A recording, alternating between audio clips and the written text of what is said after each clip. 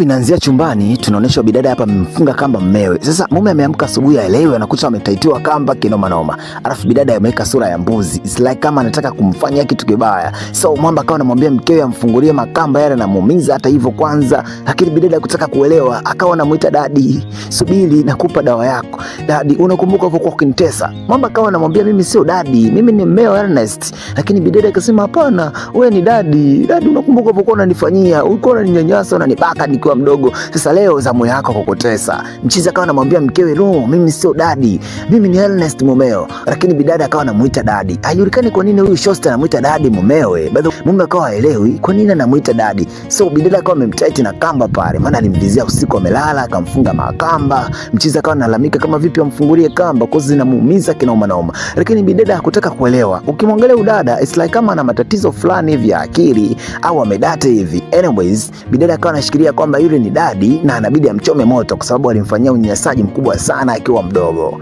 So bidada akatoka mpaka kaenda kuchukua chupa la petroli, akawa anamwagia mwamba. Mwamba akawa anamwambia mimi sio dadi yako, mimi ni Ernest mumeo. Bidada mchizi akawa anashikilia kwamba mimi sio dadi yako, mimi ni mmeo Ernest. Lakini bidada akawa anasema kwamba yeye ni dadi wake, yani baba yake. Oya, siku akachukua kibiriti, yani yuko serious, anataka kumchoma. Mwamba akawa anajitetea kwa mimi sio dadi yako, mimi ni mumeo Ernest. Lakini bidada hakutaka kuelewa.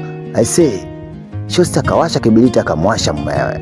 Haijulikani kwa nini bidada anamchoma moto mumewe, na kwa nini amuite mumewe dadi wakati ni mumewe, na kwa nini aseme baba alikuwa ananitesa na leo nafanya kisasi. Movie tamu kinoma noma. Okay, sawa, tuanze. Tambari linaanzia hapa kwa mwanasaikolojia, anamhoji huyu bidada, anamuuliza ilikuwaje mpaka akafanya tukio la kumchoma moto mumeo. Sasa bidada ndio akaanza kutoa story. So hapa tunaonyeshwa huyu bidada yuko na mmeo huyu Ernest pamoja na majirani zao, leo wamewaalika, so wakapiga msosi kwa pamoja. Sasa majirani walivyosepa tu, Mwamba akamwamuru mkewe kwamba akatoe vyombo.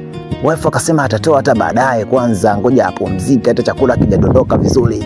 Mchiza kamcommand mkewe katoe vyombo. Sasa wakati anamcommand katoe vyombo, wife anakumbuka kipindi akiwa mdogo sana, ana miaka 8. Baba yake alikuwa anamtesa kinoma. Hende anamfundisha hesabu, akikosea tu kidogo anampiga kipigo kama vile mwizi. Sasa hiki kitu kikawa kina reflect. Kila akikutana na matukio ya mumewe anafanisha na yale matukio ya baba yake jinsi alivyokuwa anamcommand. So wife mwisho wa siku akaenda akatoa vyombo, mambo akapita hivyo. So akawa anaendelea. Sasa upande wa pili, wale majirani walikuja kula hapa katika hii nyumba nini walioalikwa. Huyu mwanamke sasa akawa anamsema mumewe, unamuona mwenzio Ernest anavyoishi na mkewe, wanaishi vizuri kinoma noma, so wewe unaleta mahaba, una taromas, mwanamume gani wewe, umekaa kiboya boya muda wote unaangalia TV. Sasa mchiza akamwambia mimi usimfanishe na Ernest, alafu mimi na maisha yangu, so don't compare me with him. By the way, bidada akawa anataka maisha kama vile anaoishi shosti wake na mmewe ambaye ilani yake alioalika jana, ambao ni huyu dada Victoria pamoja na mmewe Ernest.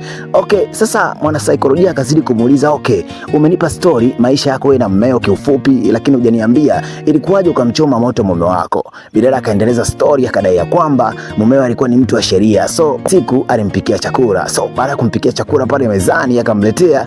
Sasa mchiza kaa kuona kwamba carrots zimekaa kiboya boya, chakula chenye kimekuwa sio amazing. Akaanza kumuuliza wife, umenipikia nini? Wife akasema amempikia tambi pamoja na kuku. Sasa mchiza akasema kwamba mbona haya makaroti yamesimama hivi kama ana hasira na mimi, unapikaje chakula hivi? Huwezi kuamini. Mchiza akamchukua wife mpaka jikoni, akaanza kumfundisha namna gani ya kukata karoti. Bidada hiki kitu kikamkata moto kinoma noma. So mchizi yupo anaishi kikomandi kinoma noma. Sasa wakati anamfundisha hapa kukata karoti, bidada akakumbuka kipindi hiko akiwa na miaka 8. Kipindi hiko akiwa na miaka 8, baba yake alikuwa anamtreat kama anavyomtreat huyu mwamba sasa hivi. Yaani mchizi anamtreat mke kama mtoto vile. Yaani anamfundisha kila kitu. So akawa anamfundisha karoti unakata hivi. Sio haya makaroti yako manene haya. Na kuraje kwa mfano. Wakati anamuelekeza, bidada akawa anakumbuka akiwa na miaka 8, baba yake alivyokuwa anamtesa, baba yake alivyokuwa anamtreat vile kama robot, anamfanya chochote anachotaka kumfanya. By the way, hapa leo hapo kitandani na mmewe. Sasa baada ya tendo tu, mchizi anamwamuru mkewe aende akaoge. Wife akasema it's okay, naenda kuoga. Akamwambia nenda sasa hivi. Sasa mchizi akasema, bidada akasema kwani kuna shida gani? Naenda tu kuoga, usijali, tupo wawili chumbani. Mchizi huwezi kuamini akamfurumusha pale kitandani kwamba aende.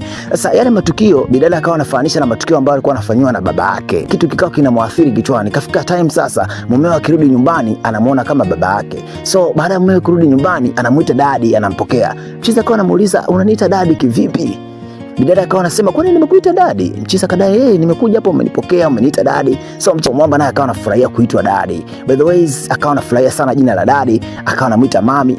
Bidada mara nyingi anakumbuka yale matukio akiwa mdogo sana akiteswa na baba yake. Na huyu mchizi jinsi anavyomcommand hivi. So anachukulia huyu mchizi ni kama baba yake. Kuna muda zinakuja kumbukumbu zile za mateso ya Mshua, basi anamuita huyu mwamba dadi. Okay, basi maisha yakazidi kwenda hivyo. Sasa leo ipo kitandani hapa, bidada anakumbuka kipindi akiwa na miaka 8, baba yake alikuwa anamlazimisha afanye naye mapenzi akiwa ni kadogo kinoma noma. So asa akawa anamuita mchizi hapa, dadi njoo kitandani basi nikupe kama mchezo. Mchizi akawa anashangaa, unani dada? Akili yake sasa ikaanza kuchanganyikiwa, akawa anakumbuka kama kipindi hiko akiwa mdogo miaka 8 na baba yake anamkinoma noma. Asubuhi hapa mchizi anaamka anaitiwa na kamba hapa.